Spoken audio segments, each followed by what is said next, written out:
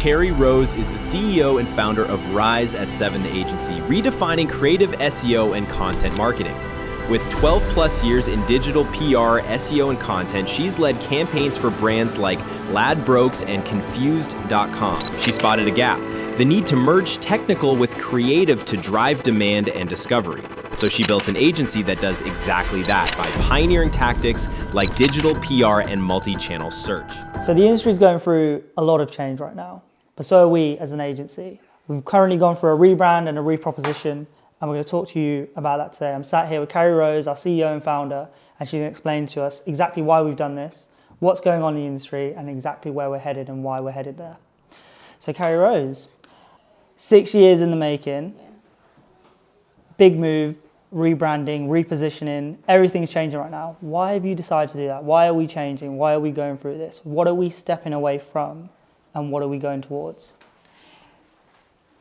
Interestingly, I have been saying this narrative that we chase consumers, not algorithms, that SEOs are just constantly trying to manipulate Google and not actually thinking about getting into the mind of people. And I've been saying this for a few years now. And with all the Google change, LLMs, AI overviews, like all of this different change that's going on, everyone's just trying to beat it. Everyone's trying to chase Google again. They're trying to figure it out. And I just think they're not chasing humans. They don't understand consumers because Google actually is chasing people. Mm-hmm. So I think right now is the time to rebrand and move us into this space of moving away from just being seen as an SEO, because I don't think we've ever been just an SEO agency. Yeah, I was going to say, do you think that people have ever seen you as an SEO agency? No, I think there was an element of, oh, these guys are doing digital PR, these guys are doing social, and actually what is it, who we are, are we a creative agency, are we an SEO agency? We're a content marketing agency. We're a really good content marketing agency, and we put search at the heart of that. And I truly believe the future of our industry is content marketing. I think organic media planning is what we do, in essence, and I think it's time to capture that and own it as an industry. My job is to keep us in the blue ocean at all times, and I think if you line us up against other agencies, we stand out like a friggin' sore thumb. And my job is to kind of put a bit of a stamp on that and own it, because I think we've tried to be search first, we've tried to be a creative agency. Is that who we are? I don't think so. So today's the day. We're going to be rebranding to a search first content marketing agency, and we're telling everybody in the world what we're doing, and we create category leaders, and we do that for a reason. So you said something really interesting there about organic media planning. Yeah. What does that mean? Because that's a new phrase, right? That's something that's a bit different to how everyone else positions themselves when it comes to organic content or organic content production. Yeah. What does that mean to you? So media planning is essentially getting in front of the right people at the right time. And I think SEO no longer stands for search engine optimization, it's search experience optimization. And I think in order for us to optimize for the experience, we need to understand media, and we need to understand people and content. So ultimately, that's in a nutshell what we do. What does Rise at 7 mean to you now? I know we were speaking a bit about legacy moments. Mm-hmm. Legacy moments is something that we've, announced on our website. What is that, and what does that mean? Rise at 7 was always the new kid on the block. We were probably in RFPs the wild card of agencies, and I just don't think we're that anymore. I think we've had some legacy moments over the last 6 years, and I think we've defined, if not drove the industry in a certain direction. And I think it's time for us to kind of put a stamp on that, recognise it, and for us to own it in our future. I think, when we was 1 year old, 2 years old, 3 years old, we was just the new ones on the block kind of thing and doing cool creative things. But I think we've got history now. 6 years isn't 16 years, but what we have got is history in an industry that's moved and changed drastically. So for me, I think it's time for us to be seen as that and for us to talk about that in that way. So you mentioned there the history, right? So that we've actually got quite a big history really within the last 6 years, everything you've achieved. There's a lot, yeah. What part of that do you want to protect as part of this rebrand? What part of that do you want to keep? There's two things I want to keep as part of this whole rebrand. And this is actually part of who we are as an agency. It's speed and it's innovation. Like Rise at 7 was called Rise at 7 for a reason. Early bird catches the worm. We're the first to rise and get our thing, right? And we've got to keep that real and keep that alive. So despite us being 6 years old, despite us being triple the headcount, despite us being, working with big enterprise brands, we still move at the pace. We still are the ones to ask sharp as attack questions. We're still the ones to innovate and actually capture onto technology, basically. So yeah, that's the things that I want to keep. So as part of that history, there's things that clients will probably really like and not like, right? Yeah. So as part of this rebrand, as a client, what should we expect? What should our clients be looking for? What changes? Is there anything that's changing? I think the biggest change that we're going to be owning is getting in the mind of consumers and humans. I think if you look at really good marketing, that's exactly what it does. It gets in the minds of people. And I think the SEO industry doesn't get in the mind of people. It's manipulating Google. That's what ultimately it is. And I think we need to be combining different channels, understanding their language in order to influence human behavior. I think in reality, the future of Google is who's going to get the click. And the person that gets the click is the brand that has the highest brand salience. And you're only going to be able to do that when you're influencing and getting in the minds of humans. You mentioned brand salience there, which is a really interesting thing. That's a big topic of discussion right now. It is. What does that mean to you? To me, it's interesting because brand salience is the brand you think of when it comes to a solution or a problem, and they're the one that you're going to go buy. It's just before you're about to make that purchase, which one do you actually decide to go with? And often that's not just comes from a paid advertisement or the brand that's the most visible online. It comes from the one that has the most share of in your mind. But I think SEO has a massive role in that. I think it has a huge role in that. I think as SEOs, what we're trying to do is become visible, for one. We're trying to educate, inform, and gain trust. And I think that's the thing we're missing as SEOs is the role of content and organic content in that way. So I think brand salience is a metric SEO should be thinking about, definitely. It's interesting you say that because I feel like from an SEO point of view, that's almost like breaking traditional SEO rules. 100%. But one thing you've always said to me is you've always said that Rise at 7 breaks the rules. Yeah. So with this rebrand, what rules are we breaking now? I think the rules that we're breaking is that SEO is an on-site thing. SEO is not just an on-site thing, it's a multi-channel thing. But this is something we've been breaking for the last couple of years and everybody's catching up, let's be honest. That's number one, the rule that we're breaking. The second rule that we're breaking is the ability of attribution. I actually don't think we need to put so much pressure on organic as an attribution model. Like, is it impressions, is it clicks, is it rankings? We all don't know. And I think ultimately what we need to do is create the brand salience moments at the end of who's the one that they buy from. I think everybody's talking about SEO is brand. Brand is the new SEO.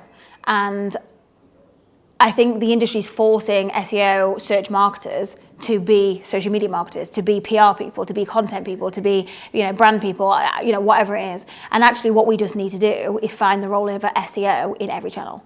I think we should be optimizing for brand related stuff. I think we should be optimizing for social media and Google and website, etc. So I don't think it's SEO's job to be that, but it's to help them understand it and collaboratively work together. I think the future of our agency and marketing is integrated. They need to become more integrated. And it doesn't mean the SEO person needs to be all of these people now and learn all these skills. I think everyone needs to know the role of theirs within SEO. SEO, I don't think is one channel anymore. And I think that with the integrated approach, with this rebrand, with this repositioning, we're going to attract new clients, right? New types of brands to work with. Yeah. Who are we trying to attract? Who should come and work with Rise at 7 after this? Brands that want to be category leaders. Maybe they own it from a brand awareness point of view. They're the biggest brand in the world, but they do not destroy their category. They just don't own their category. And I think if Rise at 7 isn't the agency for IKEA to build brand awareness or brand consideration. Rise at 7 is the agency because IKEA want to own the category for sofas, or they want to own the category for rugs or, kitchens or whatever it is. I think brands, in order to scale, they have to treat it one category at a time. And in order to nail a category, you have to be literally training the internet and people to associate them with that category. So I think that it's those brands that want to be category leaders in that way that will come to us. And we've done this a few times, right? Yeah. What's some good examples of it? Ninja's probably the best one. And there's another one. Do you want me to talk about it? Yeah, you can. Yeah, go on. Ninja is probably the best one because Ninja, biggest brand in the world when it comes to air fryers. But when they came to us, they just did not own their category from a search point of view. If you search for air fryer at the time, they weren't even on page 1. It was on half of page 2, something like position 15, I think there was at the time. And as a result of that, they just weren't discoverable. I think there's two ways of finding a brand. You either know about them because you've heard about them, brand awareness, or you've discovered them. And ultimately, Ninja was not discoverable. So they was doing all this above the line activity, brand awareness, in order to build, the brand of Ninja. But when it comes to the air fryer category, they were nowhere to be seen. So I think that was one of them. And I think if you Google air fryer today, I think they're either position 1 or 2. We're literally building them as a category leader within that space using SEO. And the second one is Red Bull. We have just rebranded as an agency to creating category leaders. And the biggest brand in the world, Red Bull, has just hired us to help them lead their category in the energy drink space. Because Red Bull, by the way, has 99% awareness in their market. So 99% of people know who Red Bull are. But when it comes to energy drink, they're being stolen by Monster, Celsius, Prime, etc. So when it comes to that category, they've hired Rise at 7. And I think it's such a defined place and position for us to sit in. You don't come to us because you want to build awareness for Red Bull. You come to us because you want to lead the category in energy drink. So Red Bull have chosen us for this, and we've done this already for so many other brands. Yeah. We've already been doing this. But looking to the future now, 5 years from now, what do you want Rise at 7 to be known for? When we've done this rebrand, we've become this agency that helps brands become category leaders in their space. Yeah. Where do you see yourself 5 years from now? I think right now we're famous for discovery, is helping brands be more discoverable. And that is often because the brand has a big brand themselves, but they're just not visible in that space. I want to be famous not just for discovery, but for demand. In order to be a category leader, you need to be also influencing demand. There's a saying at the minute on LinkedIn and social media that Google is no longer creating the demand. Who is? I think we are. We're helping brands create demand for their categories. We're taking brands like Pookie, who you've never heard of. You might have heard of Ninja and Red Bull, you've never heard of Pookie. But what we're doing is getting them to influence search demand, and as a result of it, leading their category from the beginning. So yeah, I think we, over the next 5 years, are going to be famous for generating demand within a category, and then helping them capture it on the other side with discovery. And still staying on the topic of the future. Yeah. A lot of other agencies are pivoting at this moment. Yeah. Everyone seems to be going through a phase. Yeah. In 2 years from now, what do you think the agencies are doing now, or they're pivoting towards, will be irrelevant?